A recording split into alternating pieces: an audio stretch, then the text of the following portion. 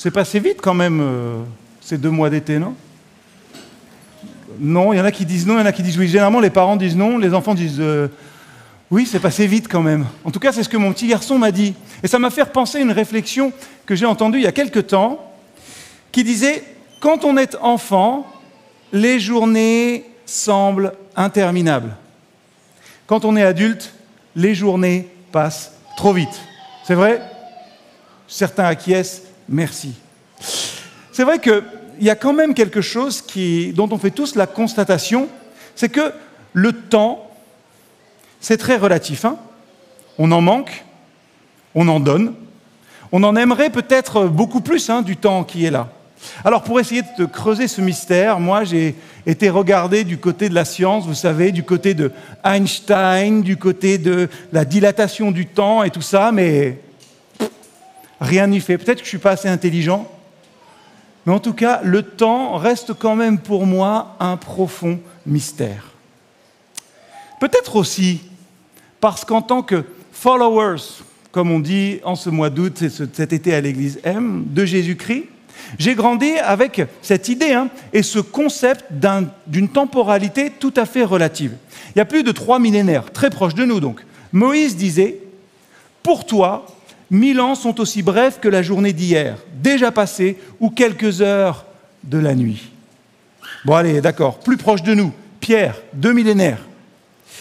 Mais il est une chose que vous ne devez pas oublier, très chers amis, c'est que pour le Seigneur, un jour est comme 1000 ans, et 1000 ans sont comme un jour. Bref, comme les premiers disciples, les premiers apôtres l'ont énoncé, il nous faut réaliser dans notre vie que le temps de Dieu, ce n'est pas notre temps. Le temps de Dieu est différent du nôtre. Ça, je pense que vous êtes tous d'accord, et ce n'est pas tellement difficile à comprendre.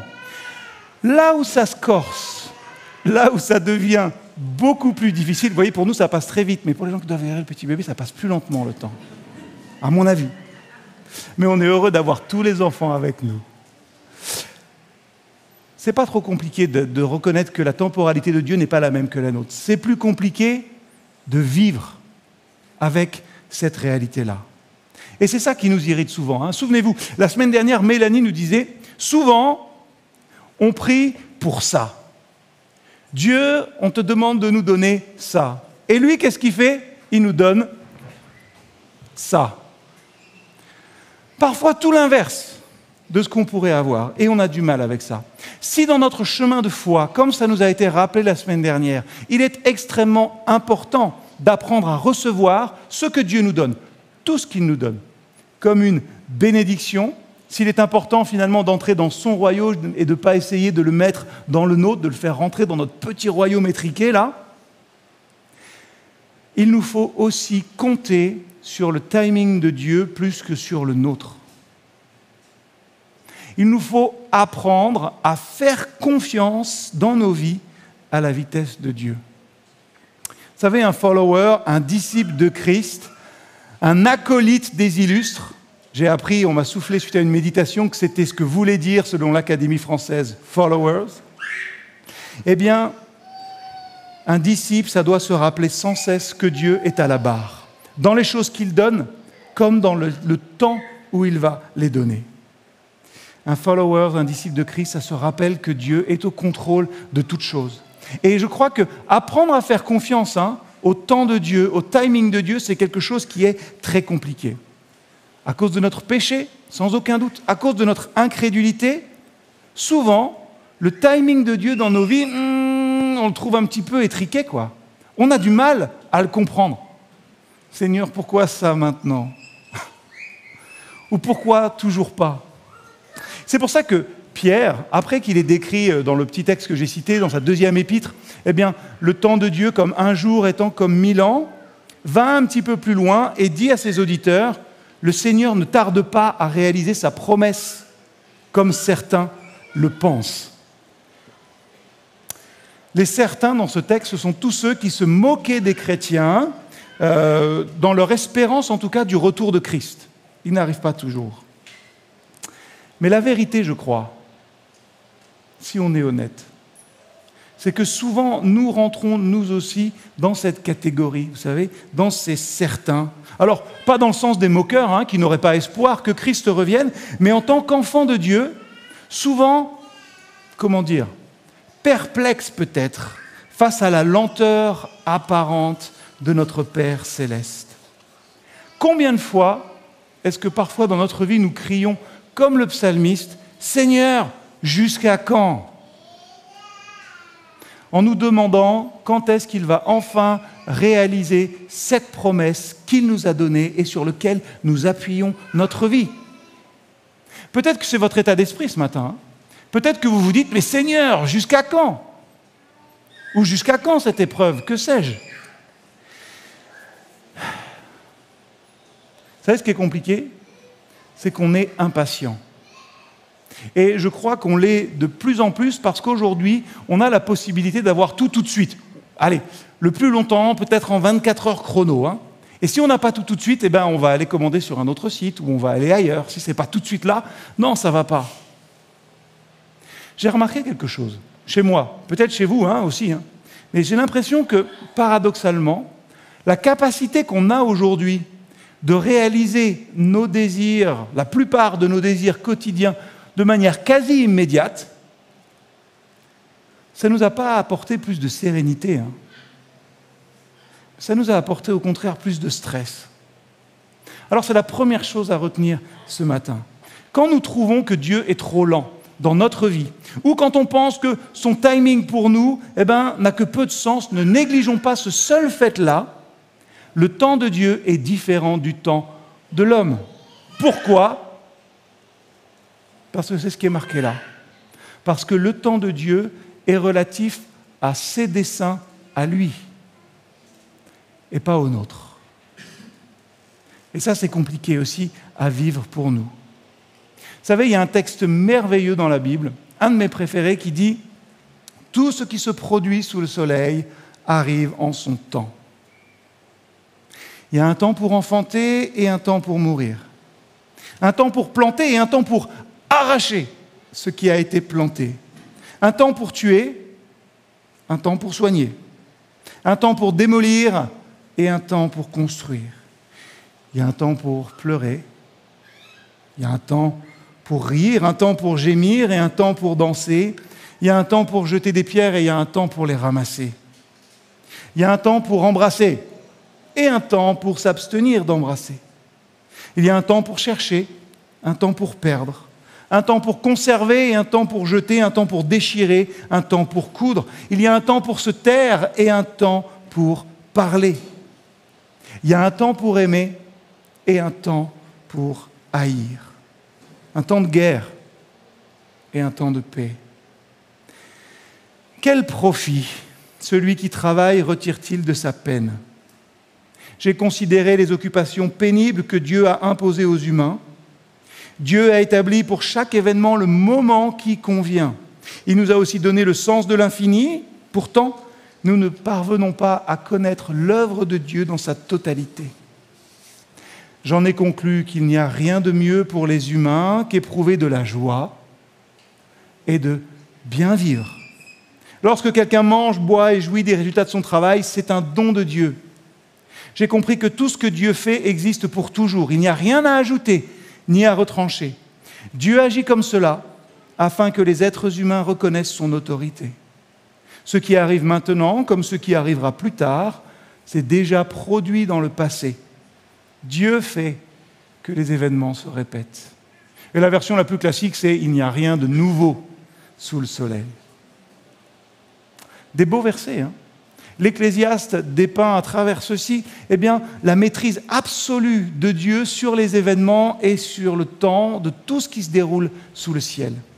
Alors il y a un artiste folk des années 50, Pete Seeger, qui a repris ces versets dans sa chanson la plus connue, qui s'appelle « Turn, for everything there is a reason »,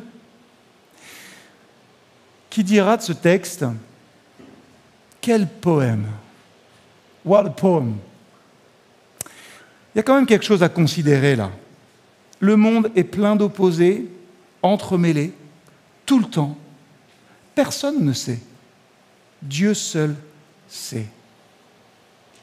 Est-ce que j'irai trop loin ce matin en disant que dans nos vies, mais aussi peut-être dans nos vies d'Église, nous ignorons trop souvent, nous oublions trop souvent, nobody knows, God only knows, personne ne sait, Dieu seul sait.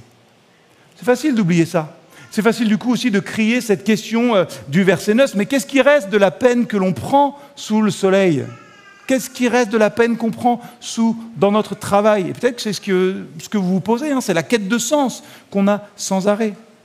Et pour répondre à cette question, le texte le fait aussi. Que reste-t-il à celui qui travaille de la peine qu'il prend ? Le verset 10 dit en gros, « Il considère le dur labeur et la frustration d'un travail sans progrès comme le souci que Dieu donne aux humains. » Merci, c'est très réconfortant. Lol, non ? Bizarre cette parole. Et en même temps, en la méditant, je me suis dit, mais pas si bizarre que ça. Est-ce que parfois, j'ai minimisé le souvent, nous qui sommes français pour la plupart, c'est-à-dire volontiers râleurs, enclins à mettre pas mal de choses en doute, est-ce qu'on n'a pas vite fait de ne voir dans nos ministères, je parle pour moi là, peut-être dans notre travail, peut-être dans nos situations, dans nos vies et dans nos vies d'église, de ne voir cela uniquement comme le souci que Dieu nous donne. Si je nous prends tous ce matin, il y a tellement d'opposés qui s'entremêlent, d'émotions, de sentiments, de manières de voir ou de pensées différentes qui se bousculent. Peut-être que vous vous dites, ouais, écoute, il faut bien vivre avec ça, hein ? Mais qu'est-ce que c'est frustrant si on devait vivre comme ça. Est-ce que c'est comme ça qu'ont été appelés les enfants, les fils et les filles de Dieu ? Est-ce que c'est à ça que sont appelés les disciples de Jésus-Christ qui ont mis leur vie, leur joie, et qui trouvent leur joie et leur sens dans les mains de Christ ? Est-ce qu'il n'y aurait pas plus à vivre ? On le voit dans le verset 11, un verset qu'on connaît bien. « Fais toutes choses belles au moment voulu. Il a même mis dans le cœur de l'homme la pensée de l'éternité, même si l'homme ne peut pas comprendre l'œuvre que Dieu accomplit du début à la fin. » Sans entrer dans le détail, ce verset nous fait comprendre que nous ne pouvons pas voir, sentir, même envisager l'œuvre que Dieu a faite du commencement jusqu'à la fin. Peut-être que vous voyez ce que Dieu a fait dans votre vie maintenant, mais vous êtes incapable de savoir là où il veut vous emmener et ce qu'il veut faire encore avec chacun. Je ne sais pas si vous avez déjà médité sur ce texte-là, en nous créant avec l'éternité, la pensée de l'infini dans notre cœur. Qu'a fait Dieu ? Le Dieu éternel nous a fait le connaître. Je dois avoir cette pensée-là pour me tourner vers celui qui est éternel. Mais en limitant aussi la portée de notre perspective et de notre compréhension, le Créateur nous a aussi créés pour lui faire confiance. Si vous êtes un disciple, une disciple de Jésus-Christ, vous avez été créés aussi pour lui faire confiance. Lui faire confiance à lui et non à nous-mêmes. Et c'est comme ça qu'il veut qu'on le connaisse. Il ne nous a pas tout révélé de son projet ni de qui il est. Il nous a donné l'essentiel. Et il veut qu'ensuite nous puissions le suivre avec foi. Et je crois que pour moi, cette réalité-là, c'est un réel encouragement à faire de mon mieux là où je suis placé avec en tête l'œuvre du Seigneur, ce qu'il veut accomplir en chacun et chacune d'entre nous, en moi et en vous. En voulant faire sa volonté, comme a dit Mathilde aussi, je m'engage à le suivre, je veux réaliser son plan pour moi dans ma vie et pas pour le plaisir des humains. Ça fait ça, un follower de Jésus-Christ. Être disciple, qu'est-ce que c'est ? C'est être fidèle, simplement, et croire que grâce à ce petit effort, parce qu'il y a un petit effort à faire de notre part aussi, eh bien, Dieu continue son œuvre, belle et bonne, même si pour l'instant, je ne vois pas forcément les choses comme ça. J'aime redire que ce que nous faisons ici-bas, on a eu toute une liste de choses possibles à faire avec ce texte de l'Ecclésiaste. Ce que vous choisissez de faire ici-bas ça résonne dans l'éternité.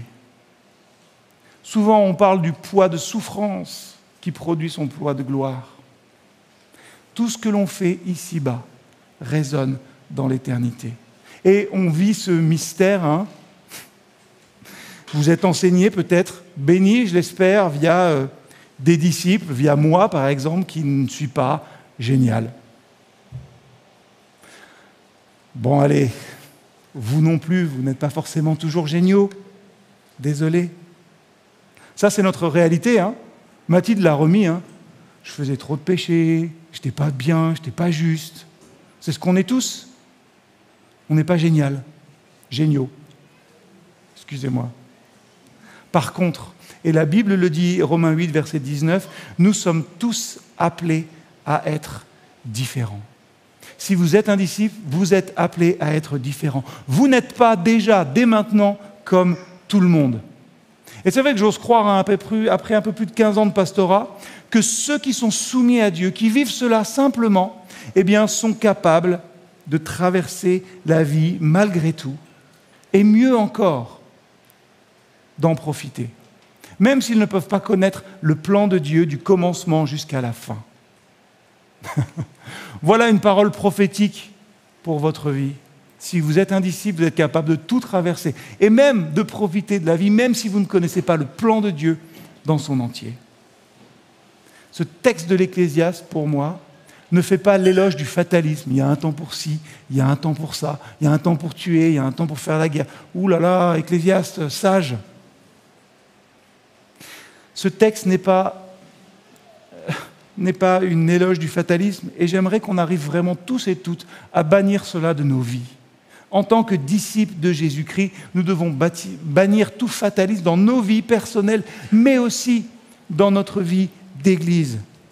L'Ecclésiaste ne développe pas une dimension mécanique de l'histoire, hein. Tout au contraire. Il reconnaît la fragilité des choses, notre fragilité à nous aussi, de notre existence qui est comme une petite buée qui peut s'évaporer ou alors laisser une trace. Je ne sais pas si je l'ai déjà fait ici, mais je l'ai sûrement fait ailleurs. J'aime me rappeler, fait quelque temps maintenant que je vais dans les synodes, vous savez, les rassemblements de pasteurs et de délégués. Et il y a toujours, mais c'est systématique, hein, une dame qui vient me voir dans ces temps-là, qui me tape à l'épaule et qui me dit « Jérémie ?» Je dis « Oui. » Vous savez, si je suis là aujourd'hui, c'est parce qu'un jour, votre grand-père est venu frapper à ma porte pour m'annoncer le message de l'Évangile. Quelle trace on veut laisser dans notre vie? Vous verrez, ça a un lien avec le reste.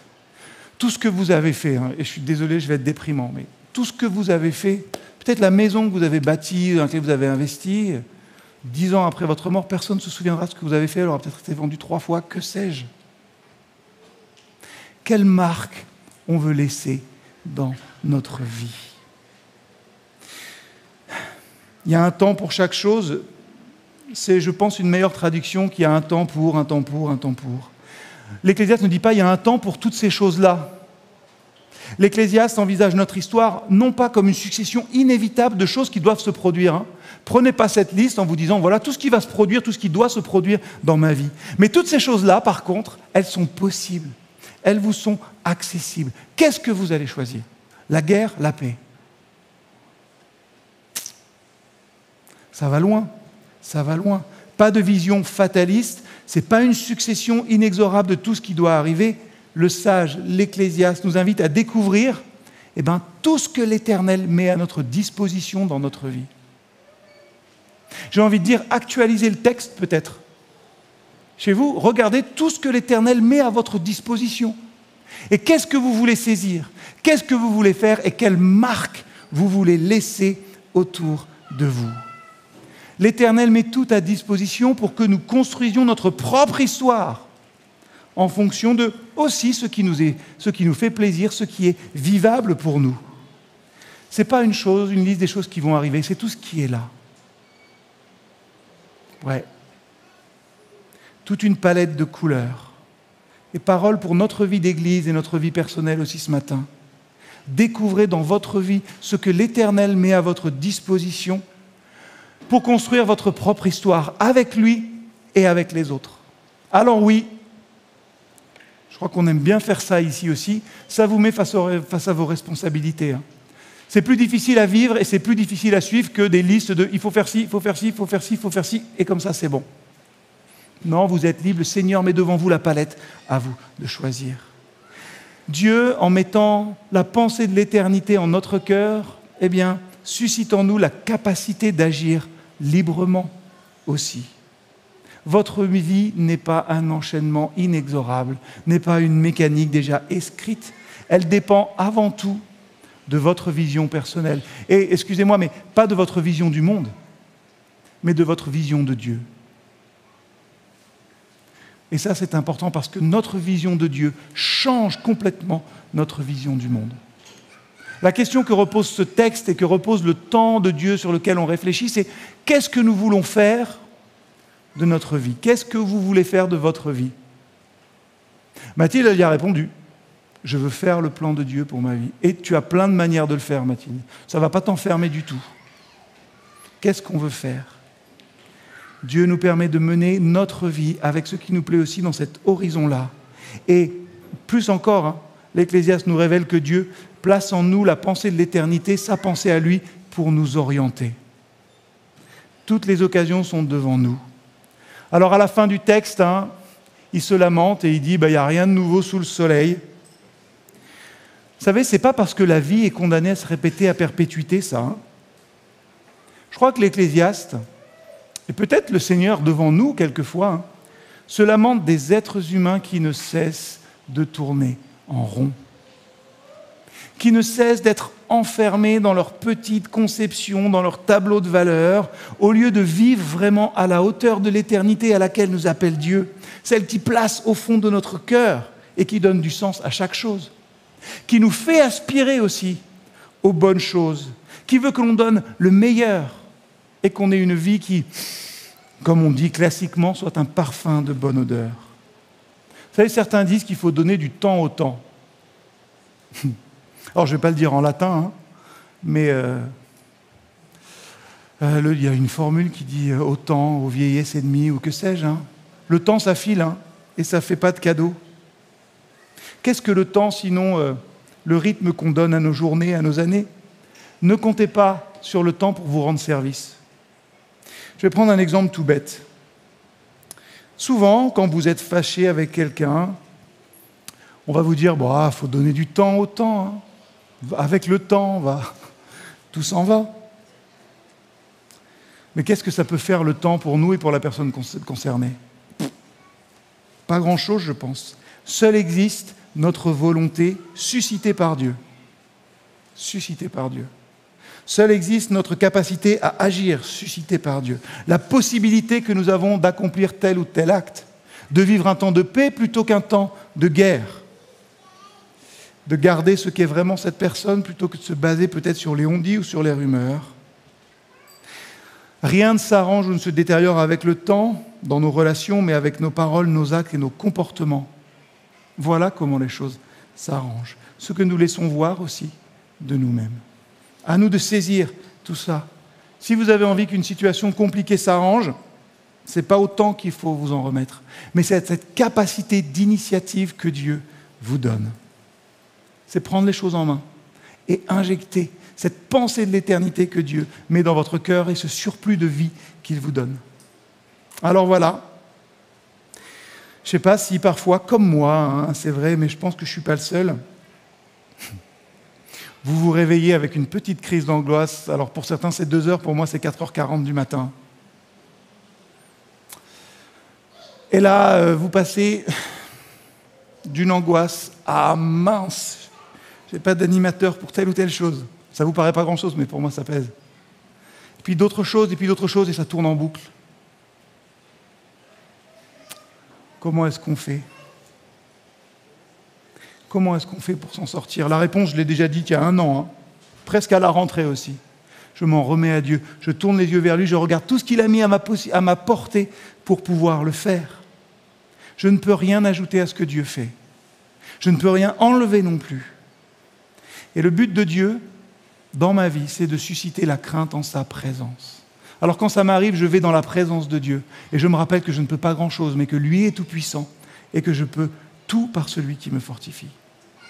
Alors, la crainte de Dieu est le commencement de la sagesse, dit l'Ecclésiaste. Que ce soit une tâche de fond dans notre vie d'Église, dans nos ministères, dans votre vie, dans le ministère que le Seigneur vous a accordé, là où vous êtes, avec cette certitude qui clôture presque l'Apocalypse. Celui qui siège sur le trône déclara « Maintenant je fais toutes choses nouvelles ». Puis il me dit « Écris ceci, car mes paroles sont vraies et dignes de confiance ». Il ajouta « C'en est fait, je suis l'alpha et l'oméga, le commencement et la fin. Celui qui a soif, je lui donnerai à boire gratuitement de la source d'eau de la vie. Quiconque aura remporté la victoire recevra de moi ce don. Je serai son Dieu. Il sera mon fils ou ma fille. Amen. Je vais vous inviter à prier un instant. Seigneur notre Dieu, ce matin, nous n'avons de cesse de te remercier et de nous rappeler aussi ta fidélité, ton amour et ta majesté. Seigneur, combien ces trois choses doivent rester au cœur de notre foi. Tu es fidèle, comme on l'a dit avec le verset d'Ésaïe, tu veux porter, soutenir, sauver. Seigneur, viens à notre secours dans nos angoisses. Viens à notre secours dans notre temps, dans nos souffrances, dans nos défis. Seigneur, merci parce que tu es dans nos vies, au cœur de nos joies aussi. Merci parce que tout vient de toi et tu fais toutes choses belles en ton temps. Seigneur, renouvelle chacun et chacune ce matin. Restaure l'espérance dans nos vies et dans nos cœurs. Que nous puissions, tout au long de cette nouvelle année scolaire qui va démarrer, rechercher ta face et te craindre simplement, humblement, pour marcher selon ta volonté et saisir tout le bien que tu nous donnes à faire à portée de notre main. C'est ma prière simplement ce matin. Amen.